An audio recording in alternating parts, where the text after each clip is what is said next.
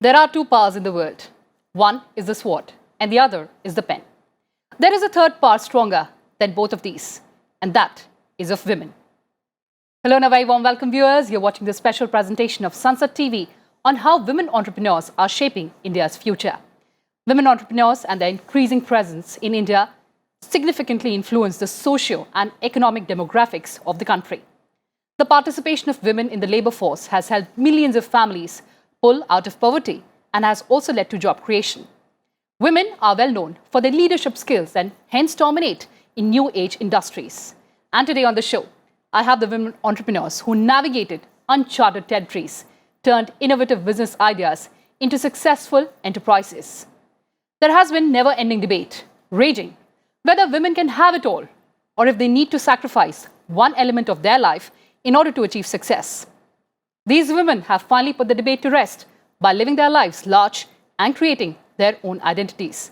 So please welcome Rhea Mazumdar Singhal. She is the founder and CEO of Ecoware, India's first and largest sustainable packaging company.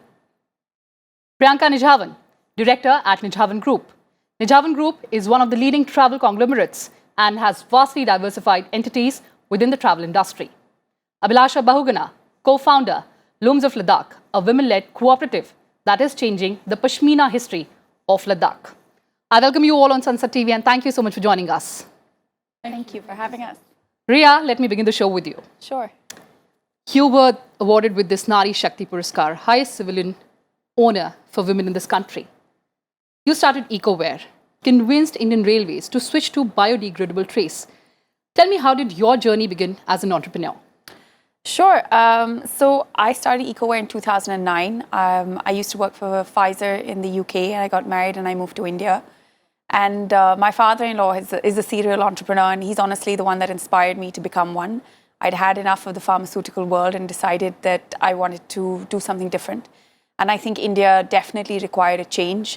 We have, no waste segregation systems. Our landfills are ever growing. And we were just using way too much plastic that wasn't good for us or the environment. And Ecoware was born to create something that was safe for the environment as well as humanity, right? So it didn't change the nutritional value of the food that you put in it, and it wasn't going to lie in a landfill and outlive you. For me, the whole anti-plastics thing started very young.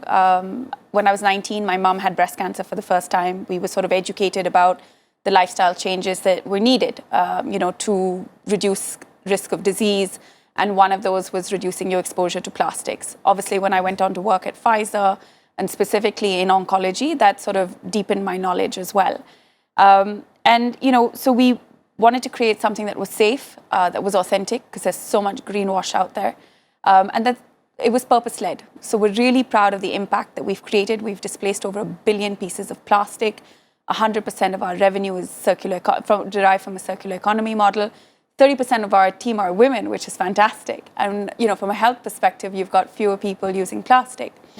Our journey with the Indian Railways started in 2010. I had the opportunity to work with the Commonwealth Games, and IRCTC were one of the vendors at that time.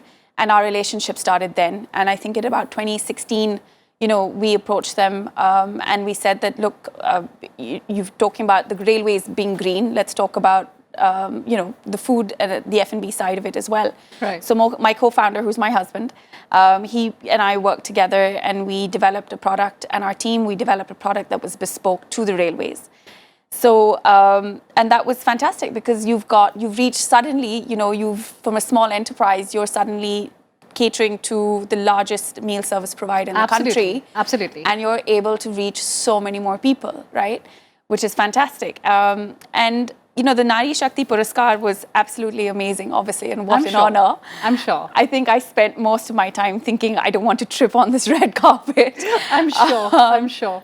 But I think what was really empowering for me was, at the time, the Honorable Minister, Maneka Gandhi, said to us that, this isn't for what you have done, this is for what you can do. Absolutely. So this is for what you can do. Absolutely. And your potential, realizing your potential. And that just fueled something more inside me, right? And it's been amazing because it's also opened this whole arena of helping empower other women. Sure. I've suddenly had the opportunity to work with CII, which is a confederation of Indian industry, Sure. with the Indian Women Network, with the National Commission for Women, get more women into manufacturing, empower women, other women through entrepreneurship. And it's just been absolutely amazing. So it's, that's what it's been, that's the meaning behind it, really, for me. Absolutely. So that's an inspiring story, I'm sure, for others as well. Priyanka, talking about you. You perhaps in India are considered as the Zarina of the travel industry. I mean, Tell me, it was considered that travel and tourism, perhaps, at least a few years back, was a man's world. Has that changed now? So thank you very much, firstly, for the title. I would want to, I don't know if I should just graciously accept it, but yes, it's so wonderful to hear something like that. Yes, the travel and tourism per se definitely has been a male-dominated sector, more so because of the nature of the work. It involves you to travel a lot, when you're really, talking about travel, especially the sector that I look at, which is mainly representation. When you're trying to sell a destination, when you're trying to promote a particular hotel, you cannot do it unless you yourself have gone there. Secondly, there are sections which are very sales oriented. So again, it has been very male dominated until a few years back. But now increasingly we have more and more women coming in. Especially I feel that, all the attributes that women have, things like multitasking, detailing, getting into, minute planning. So all of this is it really adds value to what, it really adds value to our sector. So this is why we are seeing a lot of women coming in. On the sales side of it, we still are restricted, and we see more women in the travel and tourism industry in South India than in North India. But I'm sure that is going to definitely change. But yes, the landscape is looking very, very different at this point of time. All right. So again, inspiring story there. And Abhilasha, you're bridging this financial gap and bringing the craft of Ladakhis to the fore. Tell us, how did your journey begin? The pursuit that I am on, I feel grateful for my childhood experiences and upbringing. Born to a family of a freedom fighter, my grandfather, I have seen him as a person with strong integrity, with strong writing skills, which he used to articulate and draft these letters to attract the attention of those in power to help the people in his community. I saw my father while he was working with SCRT, working for the disadvantaged children, and discussing that over meals. I saw him working on the curriculum framework and sharing with us the why and how of it. I saw my mother, like so many other women in this country, getting married at 19 and still not giving up on themselves despite all obstacles. She completed her education with us as children and had a respectable job. So all these have instilled in me a belief in the human will and how to work together. Sure. Looms of Ladakh for me, it was a fleeting moment when I was in Delhi, and December 2013, I just put up a Facebook post. I was in those younger days when you feel strongly about and you have still not learned how to weigh what to write and what not to write to manage perception, right? Sure. So I just put it out there that we need to have this global luxury brand owned by the people from India. Having said this, Looms of Ladakh is a shared dream. Yeah. Looms of Ladakh name has been given by the locals. I feel I am just a cog in the wheel. मैं हूँ because वहाँ वो औरतें हैं जो चाहती हैं मैं रहूँ. Because 2015 से Government of India has been working on pashmina promotion program. But लेकिन कितना filter down हुआ producer owners को. True. तो I'm proud to say कि Looms of Ladakh की वजह से इंडिया में काफ़ी लोगों को शायद पता चला होगा कि Ladakh is the source region of pashmina and yak. Right. Right. So that was your journey. But talking about women-led enterprises, Rhea, do you think that funding for them, it's difficult than men-led enterprises? Oh gosh, how long do we have? No, Please go ahead. Look, absolutely. There is no doubt about that this the funding landscape needs to change, right? And certainly post-COVID. because the impact of COVID has not been gender neutral. We've certainly seen more women-led enterprises shut down. We've seen more women walk away from the retract from the workforce, and we need to support women-led enterprises. So I think there's certainly things that we need to do to change the landscape. We need to have investors that have specific mandates. True. That focus on women-led enterprises, and not just women-led, but women-owned enterprises, right? The second is, look at the LPs. You've got to have more LPs investing in these funds to then put pressure on the funds to kind of, create impact moving forward. We've got to have more financial instruments that are focused towards women. A lot of lenders ask for collateral, such as homes or property, etc., that a lot of women don't have in their names. True. I love absolutely what Mandeshi Bank has done and Chetna Gala Sin has done for rural women, right? And when we're looking at funding women in enterprises, we've got to be inclusive. So it's not just the urban woman, it's the rural woman.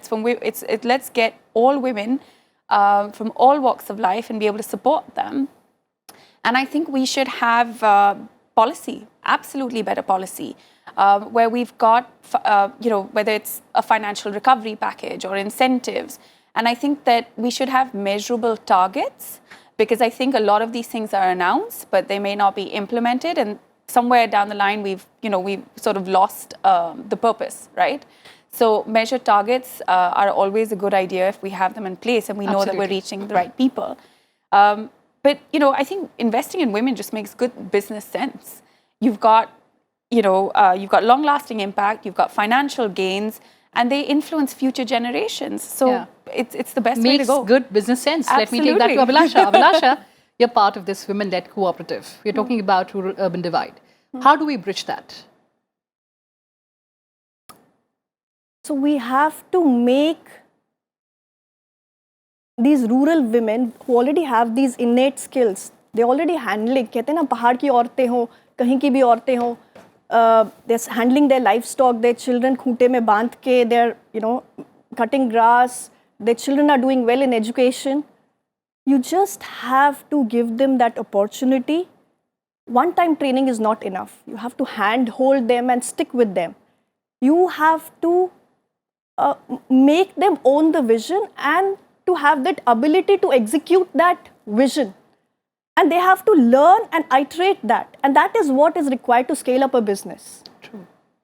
True. Absolutely. Priyanka, do you concur? Yeah, I completely agree with both the points, with what Rhea said about, what we need to do in terms of policy and what Abhilasha is saying for rural women. I think the only thing that I want to add is, COVID might not be all that bad for women. I particularly do feel that, this whole work from home culture, which was being discussed, but it, even to people like me, it sounded more like a Gen Z thing. It was Gen Z thing. It wasn't even about millennials. It was about this new set of people. I think this whole work from home is really going to help us bring a lot of women back into the workforce.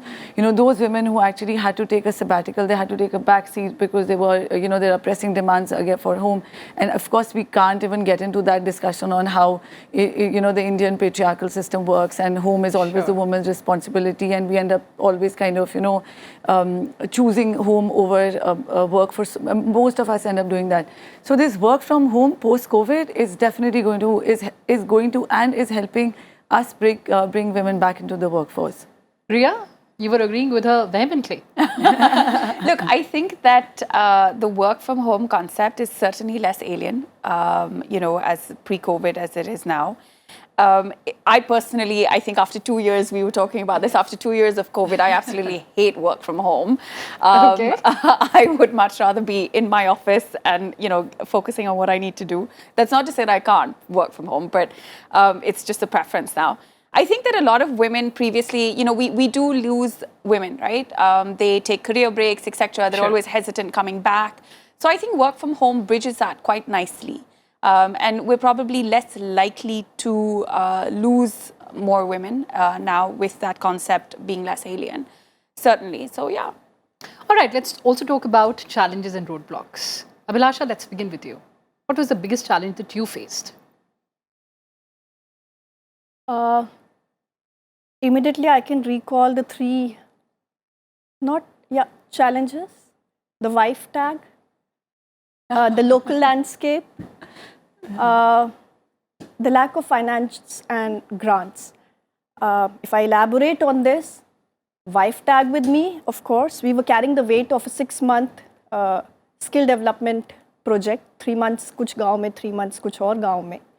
And not only me, our rural women owners also, कि ये गांव की महिलाएं हैं, ये इनको cooperative की तरह आप मत रजिस्टर करिए, they can work for others. So उनके साथ भी वो टैग था. The second thing, if I talk about the local landscape, it is very difficult to disrupt a local marketplace which is controlled by local elites. Having said that, I understand the context. I realize कि अगर हमें long term में we have to aspire for sustainability, then the system has to behave as facilitator and do the capacity building of these local leadership, right? But during the incubation period, we did face that. Thankfully, अब सब साथ हैं. वो ये ना अपनी लकीर लंबी करते जाओ, people जुड़ते चले जाएंगे, है ना? Right. The third challenge was, as I mentioned, we had the weight of this 6-month skill development project. We did not have any grant or financial support, which is generally there in the Indian ecosystem for developing an off-farm or a farmer-producer company in the first 3 to 4 years. Right. So it was just the women कि इसे मरने नहीं देंगे, and we stick together. Thankfully now, during the incubation stage, we worked on product range development, we worked on building second line of leadership and effective communication. Because कोई आपको दबने ना दे, उसके लिए ज़रूरी है कि हम बोलें कि हम क्या सोच रहे हैं और क्या कर रहे हैं through different mediums. Even the women, they had to start speaking about, what they're doing. That is only in the long run people will understand that these rural women can own and run it. Sure. So now we have been able to get substantial funding in the 5th year, and we will be working on various physical infrastructure, digital infrastructure, capacity building, marketing, promotion, everything. I'm very proud to say कि जो ज़मीन है वो औरतों ने सबने मिलके पैसों से खरीदी है, revenue generation से खरीदी है, and we're going to work on it. All right. Okay, so Rhea, before I talk about your roadblocks, Priyanka, what brought that smirk on your face when she talked about wife tag? Oh, I mean, I thought that was the first thing most of us were going to say, right? I think it's something, when we were sitting at backstage and discussing, and we said, it's kind of such a done thing. Some of us want to fight it out. The others kind of act smarter and say, fine, let you use the wife tag. I'm going to deal with it and I'll move on. Or what Abhilasha said, you just kind of keep growing, apni laki lambi karte jao, and people are going to really learn,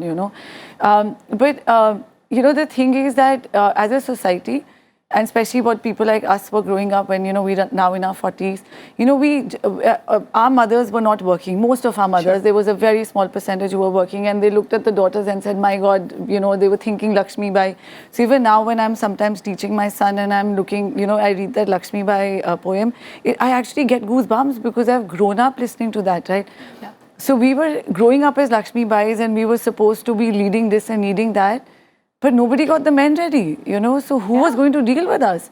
So I'm hoping that as mothers, we are going to kind of change that. So this wife tag, etc. So if you actually ask me about the roadblock, the whole roadblock that most of us face is the whole home and work balance, right? Of course, the financial, which is like a different story.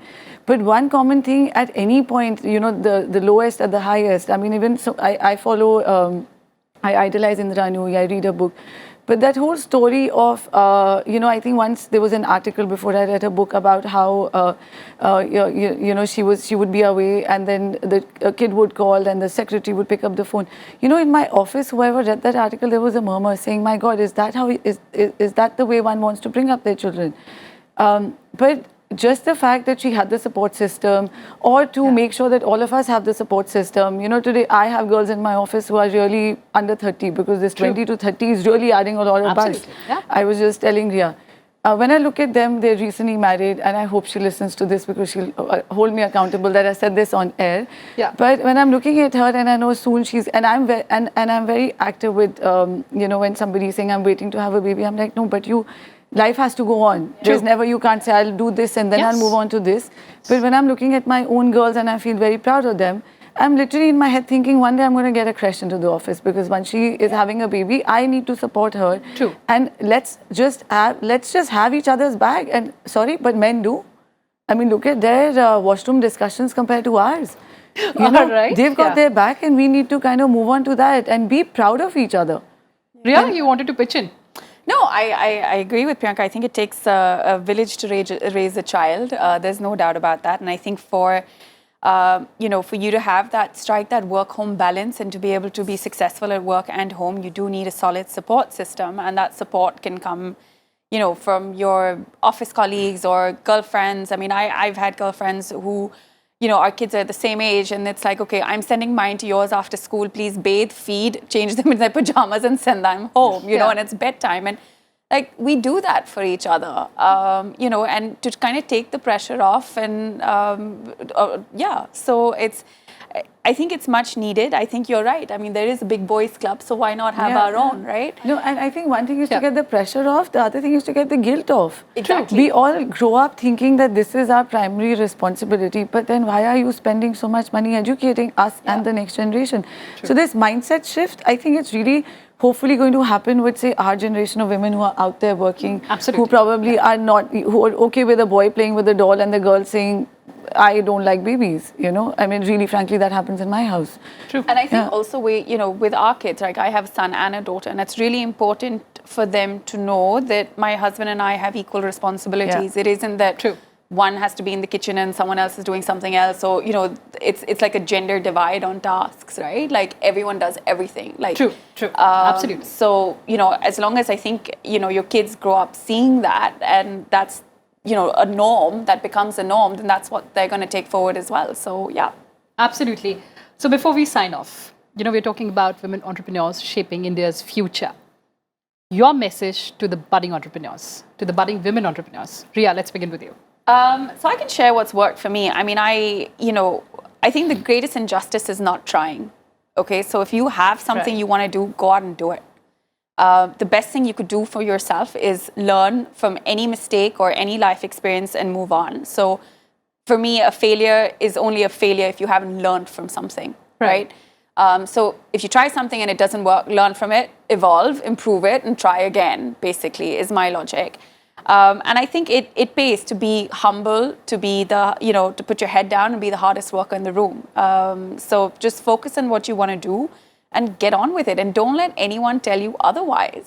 You can have it all, right? Sure. And those are sort of, I mean, that's what I grew up, that's what I want my kids growing up knowing, especially my daughter. I don't want her to have to ever think that she can only do one thing and not the other. So that would be my message. All right, Priyanka.